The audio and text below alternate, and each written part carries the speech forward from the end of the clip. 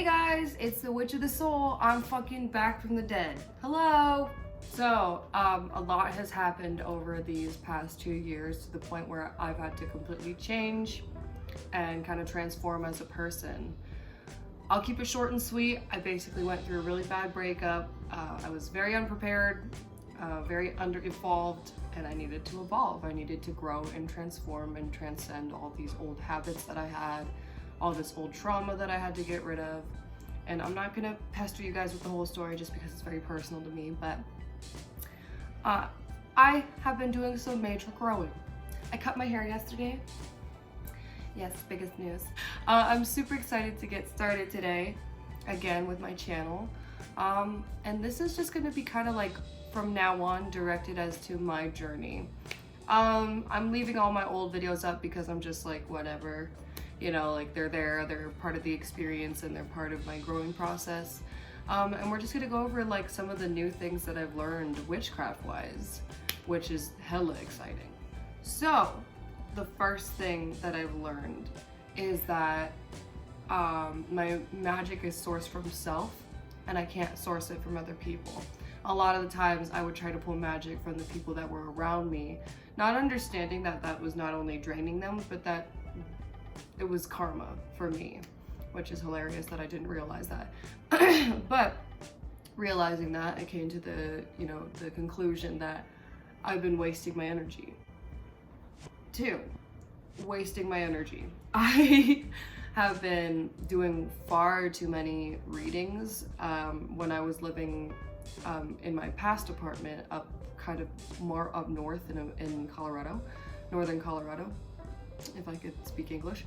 But basically what's been happening is that I've been really overextending my energy towards people that just don't purely deserve it.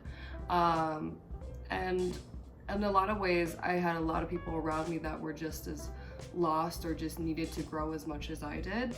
And that really helped me because that really full throttle pushed me to a point where I can look back at it now and be like, oh wow, okay, like I wasn't purely healthy, I wasn't purely satisfied with how I was in life. And that was just some, foundational issues, like the tower, some foundational issues that I did not take care of and had a tower moment. Biggest tower moment of my life, I would think. One of the biggest pivotal moments in history for me, in my history. And it was a huge learning curve for sure, but I don't regret it at all. And I don't I would never say like, oh, it was the worst thing that happened to me, because yes, it sucked, but it was all very necessary. 3, forgiveness. That has been extremely hard for me in these past 2 years. Also throughout my life, it's always been extremely hard for me to forgive others, like people that are closest to me, especially male figures in my life. So I've been really working on that and understanding that in order to forgive, you also forgive yourself and you can let go of the situation and kind of just move forward. I was holding on to a lot of things to the point where it was just holding me back and kind of draining my energy fully. So it feels good to just sit in a spot where I feel kind of more at peace with myself. 4, codependency. This was an issue I had for a long time, and it's an issue a lot of people have. I'm not judging anyone and I'm not judging myself for having this problem. But definitely had to figure out how to just rely on self, and that's still something I'm learning to this day, because it wasn't just hanging or clinging on to a boyfriend or a partner. It was more clinging on to what friends think, clinging on to what my sisters think, clinging on to what my parents would think about it, and kind of just holding on to them for their help. Whereas I kind of always have been really independent, but then at the same time, not. So that's something I've been really working on. My sister has been really helping me sculpt how I want my life to look, and I've been helping her more so with spirituality, so hand in hand combination. 5. With the 5th category, I would say I've learned a lot more about myself, my strength, where my energy stems from. Stress tolerance goes hand in hand, and I'm talking about all of this because, as we know, witchcraft is not just it is a practice. But for some people, such as me, it's a lifestyle. I choose to incorporate this as my spirituality in my everyday life. So with that, I've just been really learning here and there how my magic works. And lately I've been at a halt, and it's mostly because I haven't been like cleansing my space. That's another thing. I think this is 6. I lost count. 6, I think. What happened? Oh yeah, I've been really like finding my own way on how I like to do things. One thing that I did realize in these past 2 years is that it's so easy to follow the category of like, this is what a witch should look like.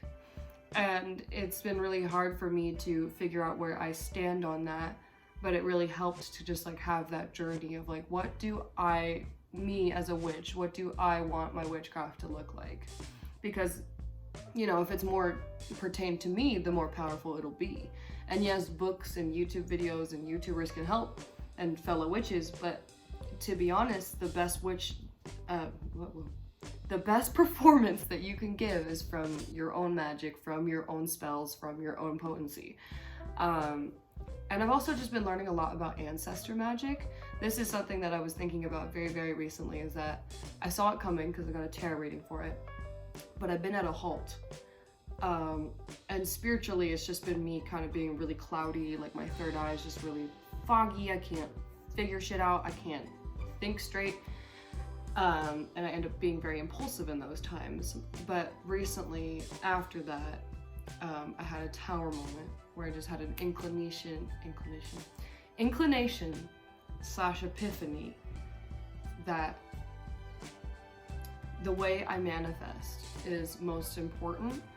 And also with ancestor work, that comes from like really connecting to those ancestors. And that's where this little book comes in. I am not sponsored by this book, but it is fucking great. I'm almost fully through it. I'm about that far in. And it's called Bohemian Magick. It's written by Veronica Varlow. Okay, I just want to make sure I said that right. But this book is nutty. I love this book so much. And it's because she really teaches you how to make your fingerprint, like how to make your print on your magic. And what I mean by that is she explains it, she describes it as the bones. So in this book, she talks about the bones are the foundation of your magic. So the bones are like your DNA embedded in your magic. And that's really helped me out as far as like figuring out how to get a more potent spell out there. Because I can make it work, but I never truly like, it's not like I want some big crazy, you know, like thing to happen, like the world explodes or something. That's not what I'm asking. But I just want to make sure that I put like everything I could into it. And this really helps because there's your DNA in every spell. Like she had me, I think, like kiss a page and like put my piece of hair in there. It's just very interesting. And the book is actually like just fucking beautiful at the same time, like super cute. But let me find it. Okay. So she has you write little prompts and they're really easy. Also, she makes the book so that you don't feel bad about getting it messy. Because that's one thing with me, especially in witchy books, I have a really hard time like actually going in there and highlighting stuff, which is something I've been practicing this past year. But she had you write these little prompts like this is, what do I see in my inner magic? And for me, I said, I see red cheeks, deep brown eyes, cute nose and pretty lips, cute eyelashes, round face.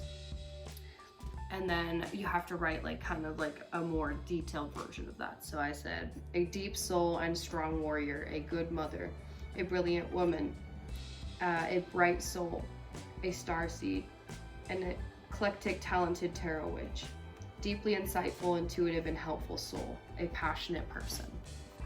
So this is also my hair in there. So she really has you like bind yourself to the book so that you actually enjoy it and read it, which I really like that concept because it really helped me get through the whole book. My lips and then some of the candle marks from a spell that I had to recite and perform. And she just has these really cool like prompts. Like she tells you how to make all these different spells. Right now I'm still in the like inauguration period of the book, but it's still really helpful. It still really helps you out on figuring out how to figure out your magic, like how to really like systematically look at it, you know, if that makes sense. But this chapter is really freaking cool. Let me see what chapter it is. Okay, yeah, this is Initiation 1, and this is the Resurrection of Your Wild. So in this chapter, this is what it looks like. She talks about her growth as far as like her magic. In this book, she talks about how 4 generations of her home, like she had 4 generations of family, antiques and stuff like that in her home, and the home was so old that it burned down. And so it's a story about how she has to really find and reconnect with her magic, and she revisits that home one last time to just like let it go, you know, and kind of like really regain and pull back that power that she feels that she's lost from the house. Just really interesting book, just really cool, really good read. Also, like, it's very much like she learns all this magic from her grandma, but the book is just like so cute, like very scrapbooky, grimoire-esque, like super freaking cute, and I love it. Such a good read. She's a great writer, like such a good time. I highly recommend this book. Like this is a good book. Is there anything else that's going on in my life? Oh, magically, I talked about ancestor work, and I'm really wanting to make some videos about it, kind of just like testing out some ancestor work and then like updating you guys with vlogs on how it goes. And then other than that, I'm gonna start sewing here soon, but I don't know if I'm gonna put that on here. We'll see. I'm doing a lot of projects. Sorry. I'm doing a lot of projects right now, so I'm just trying to like figure out what feels right. I'm also moving, so I think I will be vlogging that. And I did move from my old apartment to my new one. And this is actually a house I live with my sister, and actually, I will let you guys know in a couple videos where I'm moving to next, because it's actually really exciting and it's happening really, really soon. So yeah, put that good energy out there. And I'm also going to be doing some manifestation spells for the move, because it's a pretty exciting one. I'm really happy about it. And the point that I've had to grow to get to this point, I just feel really, really good about where I am right now. And at the same time that sometimes I get a little anxious, because that happened very recently too. Again, there's this like sweep and like it's almost like I level up for a second, because I make a mistake and then it like throttles me forward.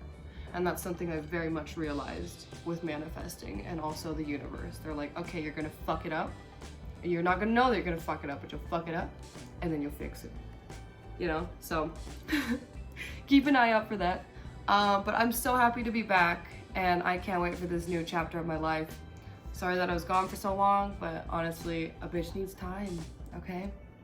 Karma's a bitch. I had to serve some karma, okay? I do some stuff.